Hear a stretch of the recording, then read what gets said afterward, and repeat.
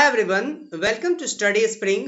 और ये ज्योग्राफी के लिए जो एमसीक्यूज का अपना सेशन है जिसमें हम लोग चैप्टर वाइज एमसीक्यूज को कवर कर रहे हैं। उसमें आज हम लोग पृथ्वी की गतियां, जो एक इम्पोर्टेंट सेशन है जहां से बहुत सारे क्वेश्चन आते हैं। यहाँ पे जो क्वेश्चन का वेटेज होता है वो बहुत ज्यादा होता है। आज हम लोग उसी को कवर करने वाले हैं।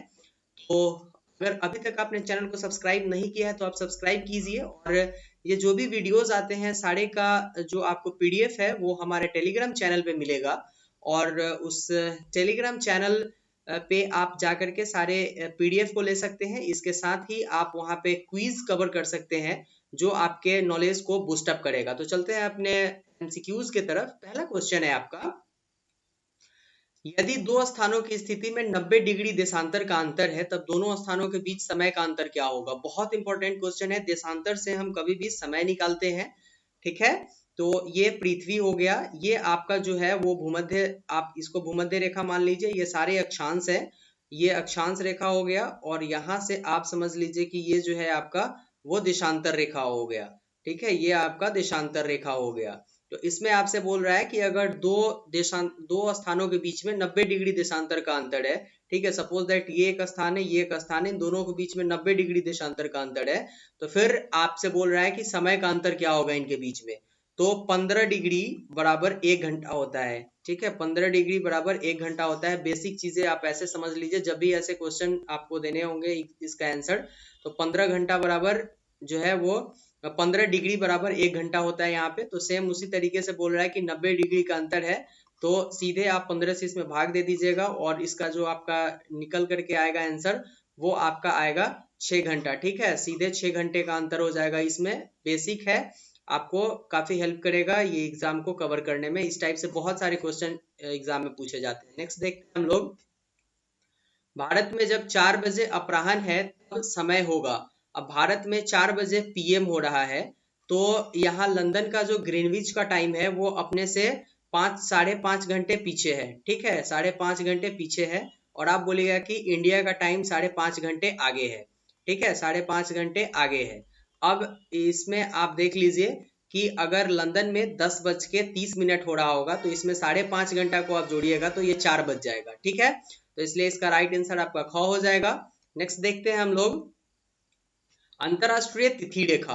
अंतरराष्ट्रीय तिथि रेखा क्या होता है। आप जब ऐसे जाइएगा अंतरराष्ट्रीय तिथि रेखा को देखने के लिए तो दोनों तरफ से आपको ये जो आपका मैप है उसमें आपको इस टाइप से कुछ रेखाएं देखने को मिलेगी, ठीक है। तो वो रेखाएं जो है यहाँ से यहाँ तक में ये बोलता है आपको, ये आपका पश्चिम हो जाएगा, ये सॉरी ये आपका, हाँ सॉरी पश्चिम हो जाएगा, ये आपका पूरब हो जाएगा। तो यहाँ से अब बोलता है कि ऑप्शन जो है सारे, उसमें राइट आंसर जो आपका आएगा कि इनके दोनों ओर के समय में 24 घंटे का अंतर हो जाता है। जब यहाँ से आप ऐसे डायरेक्ट निकलिएगा तो इस जगह से लेकर के और इस जगह के बीच में आपको 24 घंटे का अंतर दिखाई देगा, ठीक है। यहाँ का कोई जगह अगर होगा और उस जगह से आप इस जगह पे आइएगा, क्योंकि पृथ्वी तो गोल है, तो यहाँ से आप ऐसे घूम करके यहाँ पे आ रहे हैं ना। तो यहाँ से अगर आप ऐसे घूम करके यहाँ पे आ रहे हैं तो यहाँ से यहाँ तक में आपको 24 घंटे का अंतर दिखाई दे देगा। अगर यहाँ पे आपका 2 तारीख है तो यहाँ पे 3 तारीख होगा, ठीक है। तो ये था बेसिक चीजें। नेक्स्ट देखते हैं हम लोग, मानक समय क्या होता है। सपोज दैट ये पृथ्वी है और यहाँ पे एक आदमी खड़ा है, ठीक है। यहाँ पे एक आदमी खड़ा है। अब इसका जो इसका परछाई होगा जब इसके पूरे नीचे आएगा जमीन के तले, ठीक है, पैरों के तले, तो हम बोलेंगे कि ये 12 बज रहा है, ठीक है, 12 बज रहा है। तो ठीक उसी तरीके से यहाँ पे एक समय को मान लिया जाता है। तो देश के बीचों बीच जो गुजरने वाली रेखा होती है जो टोटली 90 डिग्री पे आती है, ठीक है, बीचों बीच जो देशांतर होता है उसी को हम लोग स्थानीय समय बोलते हैं। इंडिया के लिए ये नैनी में है, ठीक है, इंडिया के लिए नैनी में है। बेसिक चीजें याद कीजिए। नेक्स्ट देखते हैं हम लोग, ग्रीनविच समय की तुलना में बेरूत का समय 2 घंटे आगे है तथा लीमा का समय 5 घंटे पीछे है। बहुत इंपॉर्टेंट क्वेश्चन है। तो इसमें बेरूत और लीमा का देशांतर क्या होगा। तो अगर आप देखिएगा तो यहाँ पे आपका लीमा है, ठीक है, यहाँ पे आपका लीमा है, यहाँ पे आपका बेरूत है, सॉरी यहाँ पे आपका बेरूत है और यहाँ पे आपका लीमा है।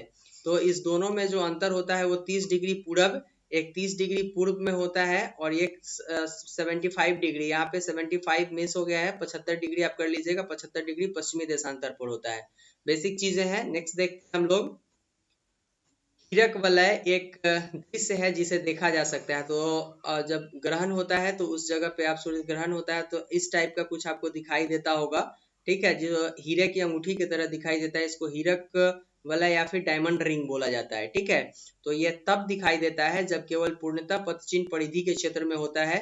इसका जो परिधि होता है ये पूर्ण रूप से ढका हुआ होता है, इसी कारण से ये आपको दिखाई देगा हीरक वलय के रूप में। नेक्स्ट क्वेश्चन देखते हैं हम लोग, खग्रास सूर्य ग्रहण केवल सीमित क्षेत्र में ही दिखाई पड़ता है। खग्रास का इसका जो इसका एक मतलब लिख लीजिएगा, पूर्ण सूर्य ग्रहण, ठीक है, खग्रास सूर्य ग्रहण। तो इसका जो राइट आंसर होगा वो क हो जाएगा। पृथ्वी के अनुप्रस्थ परिच्छेद की तुलना में पृथ्वी पर पड़ने वाले चंद्र की जो छाया होती है, ये पृथ्वी है, ये चंद्रमा है, ठीक है। तो पृथ्वी के अनुप्रस्थ परिच्छेद की तुलना में पृथ्वी पर पड़ने वाले चंद्र की छाया का आकार छोटा होता है, ठीक है, इसलिए खग्रास सूर्य ग्रहण केवल सीमित क्षेत्र में ही दिखाई देता है। इसका राइट आंसर आपका क हो जाएगा। इसका जो एरिया है ना, इसका जो आप बोल देंगे कि छाया जो है वो पृथ्वी के बहुत कम वाले पार्टों में दिखाई देता है, ठीक है। तो इस कारण से सूर्य का जो यहाँ पे आप अगर ऐसे है, सूर्य का यह प्रकाश आ रहा है, ठीक है, तो बोलता है कि पृथ्वी के अनुप्रस्थ परिच्छेद की तुलना में पृथ्वी पर पड़ने वाले चंद्र की छाया का जो आकार होता है वो छोटा होता है, ठीक है। इस कारण से खग्रास सूर्य ग्रहण जो है, ठीक है ना, खग्रास सूर्य ग्रहण वो कुछ ही पार्ट में दिखाई पड़ता है पृथ्वी के, क्योंकि यहाँ से ये घूमते हुए बीच में आता है, ठीक है ना। तो ये जो पूर्ण सूर्य ग्रहण है यहाँ से बहुत कम जगहों पर दिखाई देता होगा पृथ्वी से, क्योंकि ये चारों तरफ को घेरता नहीं है, कुछ ही जगह को घेरता है। नेक्स्ट देखते हैं हम लोग, बृहद जोड़ आता है। तो बृहद जोड़ कब आता है? जब सूर्य और चंद्रमा एक सीध में हो जाते हैं। यह सूर्य हो गया, यह पृथ्वी हो गई, ये चंद्रमा, ये इसका चक्कर लगा रही है, लेकिन जब ये तीनों एक ही जगह पर आकर के मिल जाते हैं तो क्या होता है कि यहाँ पे गुरुत्वाकर्षण बल बहुत ज्यादा हो जाता है और ये जमीन से पानी को खींच करके ऊपर लाता है, इसलिए यहाँ पे बृहद जोड़ बन करके आता है। नेक्स्ट देखते हैं हम लोग, महासागरों में ज्वार भाटा की उत्पत्ति के क्या कारण होते हैं?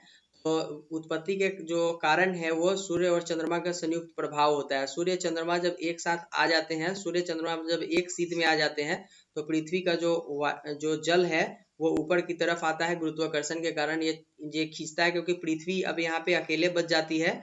और क्या होता है कि सूर्य और चंद्रमा दोनों अपनी गुरुत्वाकर्षण बल से यहाँ से पानी खींचते हैं ऊपर, ठीक है, गुरुत्वाकर्षण बल के कारण ऊपर किसी चीज को खींचते हैं और इसी कारण से ज्वारभाटा की उत्पत्ति होती है। नेक्स्ट, सूर्य ग्रहण कब होता है? तो सूर्य ग्रहण प्रतिपदा को होता है। बहुत इंपॉर्टेंट क्वेश्चन है, ये सब यूपीएससी के क्वेश्चंस हैं जो आपको जो चेंज करके यहाँ पे दिए जाते हैं नाम, ठीक है, उस कारण से आते हैं। यहाँ पे प्रतिपदा जो है वो मून से रिलेटेड है और इसको कौन सा मून बोला जाता है ये आप हमें कमेंट बॉक्स में कमेंट कीजिएगा। ये सब आपके होमवर्क होंगे, क्योंकि पता है आपको कि होमवर्क भी यहाँ पे दिया जाता है। तो प्रतिपदा को कौन सा मून बोला जाता है ये आप कमेंट बॉक्स में कमेंट कीजिए। नेक्स्ट क्वेश्चन देखते हैं, सूर्य ग्रहण कब होता है? जब पृथ्वी और सूर्य के बीच में चंद्रमा आ जाता है। तो ये आपका ऑप्शन है, पहले ये आया पृथ्वी, ये हुआ सूर्य और ये चंद्रमा है, ठीक है। अब इसके बीच में क्या होता है कि चंद्रमा आकर के इसको पूरी तरीके से छेक लेता है, ठीक है, ये चंद्रमा आकर के इसको पूरी तरीके से छेक लेता है, क्योंकि पृथ्वी का एक ही उपग्रह है जिसको हम लोग चंद्रमा बोलते हैं। तो ये इसी का चक्कर लगाता है पृथ्वी को और यहाँ पर आकर के ये रुक जाता है, ठीक है, यहाँ पर रुका तो ये आपका सूर्य ग्रहण बना दिया। नेक्स्ट क्वेश्चन देखते हैं हम लोग, कौन सी परिस्थिति में चंद्र ग्रहण होता है? तो पूर्ण चंद्र जब होता है तो उस स्थिति में, जब चंद्रमा पूरी तरीके से दिखाई दे रहा होगा उसी स्थिति में, ठीक है, चंद्र ग्रहण होगा। नेक्स्ट देखते हैं हम लोग, चंद्र ग्रहण कब होता है? तो चंद्र ग्रहण पृथ्वी जो है सूर्य और चंद्रमा के बीच में आ जाती है। ये आपका सूर्य हो गया, ये आपका चंद्रमा हो गया, ठीक है। अब पृथ्वी क्या होगा कि इसके बीच में आ जाएगी, तो ये आपका पूरी तरीके से जो होगा वो आपका चंद्र ग्रहण कहलाएगा। नेक्स्ट क्वेश्चन देखते हैं हम लोग, मध्य रात्रि का सूर्य दिखाई देता है। तो मध्य रात्रि का जो सूर्य है वो दोनों ध्रुवों पर दिखाई देता है। ये आपका उत्तरी ध्रुव हो गया, ठीक है, और ये आपका दक्षिणी ध्रुव हो गया। और यहाँ इस दोनों जगहों पर क्या होता है कि सूर्य का प्रकाश दिखाई देता है रात्रि में 12 बजे, ठीक है, इसलिए इसको बोला जाता है मध्य रात्रि का सूर्य जो है वो दोनों ध्रुव पर दिखाई देता है। नेक्स्ट देखते हैं अर्धरात्रि का सूर्य की भूमि किसको कहा जाता है? तो नॉर्वे को बोला जाता है अर्धरात्रि के सूर्य की भूमि। ठीक है, बहुत इंपॉर्टेंट क्वेश्चन VBI है, ये एग्जाम में पूछा जाता है डायरेक्ट। और यहाँ पे केवल MCQs प्रैक्टिस हो रहे हैं, आपको चैप्टर जो है वो यहाँ पे कवर नहीं किया जा रहा है, इसलिए बहुत सारा डिटेल पे हम लोग नहीं आ रहे हैं, क्योंकि अभी एग्जाम का बहुत कम समय बचा हुआ है। हम जितना डिफिकल्ट टाइप के MCQs को कवर करेंगे एग्जाम में हमको उतना ही हेल्प करेगा। नेक्स्ट देखते हैं हम लोग सूर्य ग्रहण। सूर्य ग्रहण जो है वो अमावस्या को होता है, इसके पीछे क्या रीजन है ये हम लोग चैप्टर वाइज जब कवर करेंगे तो अब देखेंगे, लेकिन स्टार्टिंग आप केवल अपने नोटबुक में ये लिखिए कि सूर्य ग्रहण जो होता है वो अमावस्या को पड़ता है। नेक्स्ट देखते हैं हम लोग ज्वार भाटा सामान्यतः कितनी बार आता है 24 घंटे में? तो ज्वार भाटा सामान्यतः 24 घंटे में 2 बार आता है। ठीक है, नेक्स्ट क्वेश्चन पृथ्वी का आकार कैसा है? तो ये आपको लगता होगा कि ये 7th और 8th क्लास का क्वेश्चन है, लेकिन 7th और 8th क्लास का ये क्वेश्चन नहीं है, क्योंकि आप जब इसी टाइप का आपको ऑप्शन दिया जाएगा तो फिर आप कंफ्यूज हो जाएंगे और आपको लगेगा कि आप 7th और 8th क्लास में भी नहीं पढ़ाई किए हुए हैं। इसलिए आप एक ही चीज को पढ़ें नारंगी की तरह, क्योंकि ये नारंगी हुआ है, इसका थोड़ा सा ऊपर वाला भाग भी चपटा है, थोड़ा सा नीचे वाला भाग भी चपटा रहता है, और पृथ्वी का भी यही आकार है। नेक्स्ट क्वेश्चन देखते हैं हम लोग कर्क रेखा। ये आपके पृथ्वी हो गई, यहाँ से बीचों बीच भूमध्य रेखा है, और 23.5 डिग्री उत्तरी अक्षांश पे कर्क रेखा है, और 23.5 डिग्री दक्षिण अक्षांश पे आपका मकर रेखा है। तो ये आपका कर्क रेखा है, ये आपका भूमध्य रेखा है, और ये आपका मकर रेखा है। ठीक है, ये 23.5 डिग्री, ये भी 23.5 डिग्री, और ये 0 डिग्री। ठीक है, तो उत्तरी अक्षांश में जो होगा वो कर्क रेखा होगा। नेक्स्ट देखते हैं हम लोग यामोत्तर रेखा किसे बोला जाता है? तो यामोत्तर रेखा काल्पनिक रेखा है जो उत्तर व दक्षिण ध्रुवों को मिलाती है। बहुत इंपॉर्टेंट क्वेश्चन, उत्तर और दक्षिणी ध्रुवों को मिलाती है, बीचों बीच रहती है, ये यामोत्तर रेखा है। नेक्स्ट क्वेश्चन, यामोत्तर रेखा क्या निर्धारित करती है? तो यामोत्तर रेखा जो है वो किसी भी देश का समय निर्धारित करती है। बहुत इंपॉर्टेंट क्वेश्चन। नेक्स्ट देखते हैं हम लोग यामोत्तर रेखा में 1 डिग्री का जो अंतर है पूरब में 4 मिनट का समय बढ़ाता है, पश्चिम में 4 मिनट का समय घटाता है। ये आपका पृथ्वी है, इसके ये आप अगर समझ लीजिए कि पश्चिम का भाग है, ये पूरब का भाग है, इधर तरफ आएगा तो 4 मिनट बढ़ जाएगा, इधर तरफ आएगा तो 4 मिनट घट जाएगा।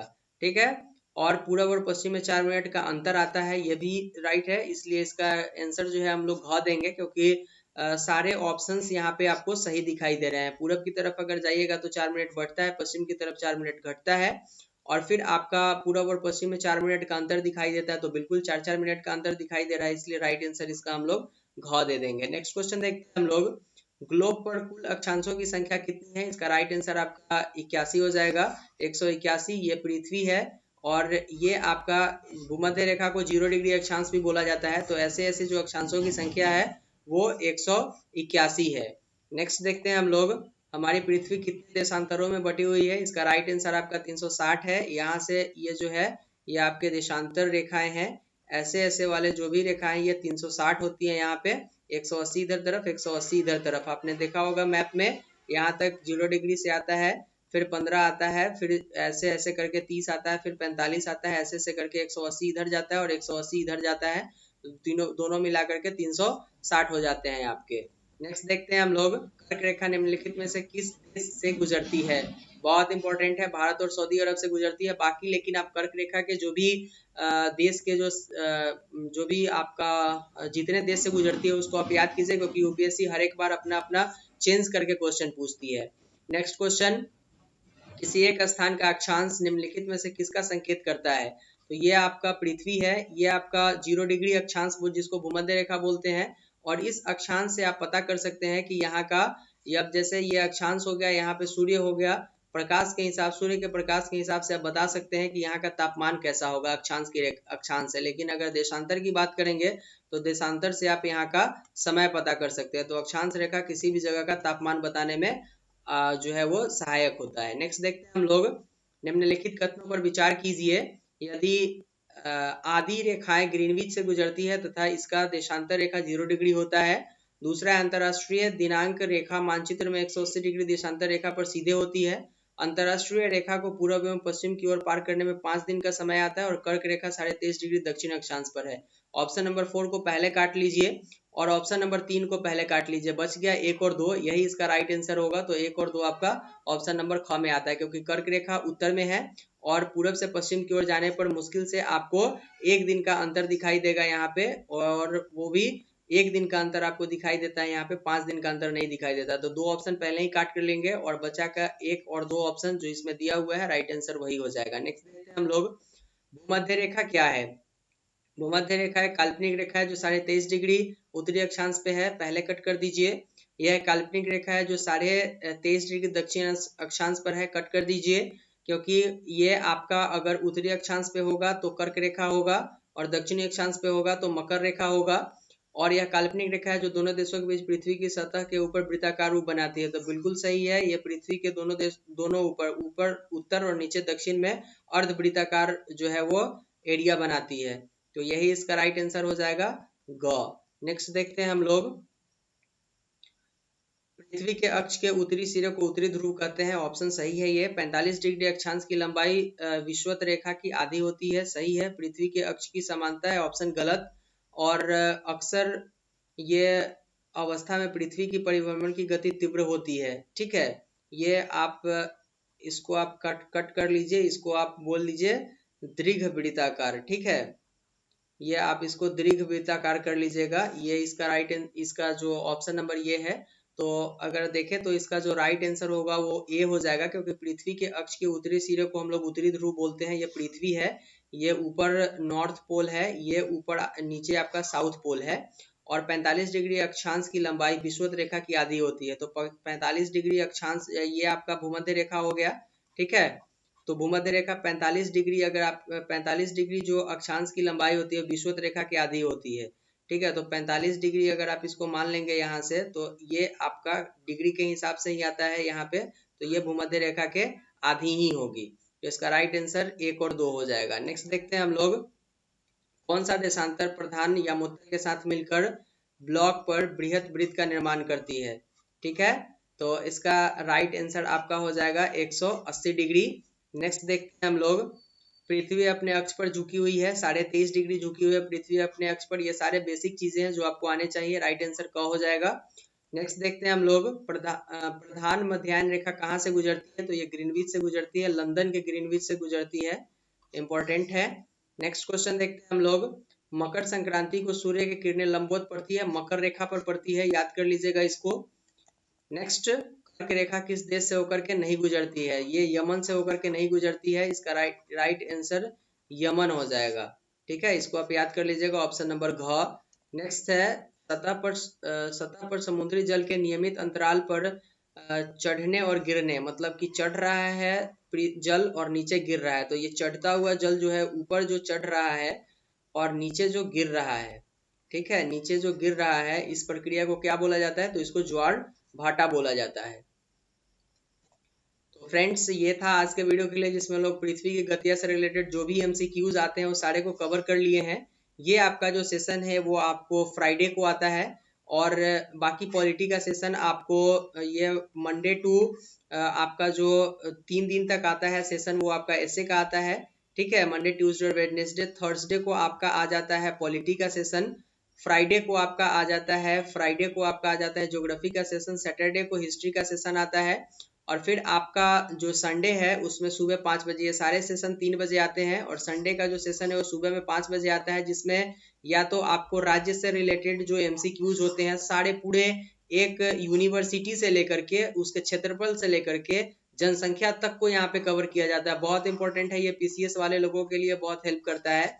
तो ये पीसीएस वाले लोगों के लिए हेल्पफुल है, इसके साथ ही यूपीएससी वाले जितने लोग हैं सारे लोगों को हेल्प करेगा। और इसके साथ अगर कभी राज्य से रिलेटेड वीडियोस नहीं आएंगे तो मोटिवेशनल वीडियोस हर एक संडे को सुबह 5 बजे आएंगे। तो आप इस चैनल के साथ बने रह सकते हैं, और इसके साथ ही आपको पीडीएफ और क्विज जो दिए जाते हैं वो मेरे टेलीग्राम चैनल पर दिए जाते हैं, लाइव चैट आप फेसबुक से कर सकते हैं मेरे साथ। तो ये सारे चीज इंपॉर्टेंट है आपके लिए। बट जो आपको पीडीएफ दिए जाते हैं उसमें ये सारे क्लिक हेयर पे क्लिक करके आप डायरेक्ट हमारे इन सारे पेजों पर, या फिर आप क्लिक हेयर पे क्लिक करके डायरेक्ट टेलीग्राम पे और फेसबुक पे और फिर यूट्यूब पे आ सकते हैं। इस पे सारे लिंक को मर्ज किया गया हुआ है। ये था आज के वीडियो के लिए, जिसमें हम लोगों ने पृथ्वी की गतियों को पढ़ा है। नेक्स्ट वीडियो में हम लोग टॉपिक को कवर करेंगे। तो आज के वीडियो के लिए इतना ही था, मिलते हैं नेक्स्ट वीडियो में। Thank you and good bye.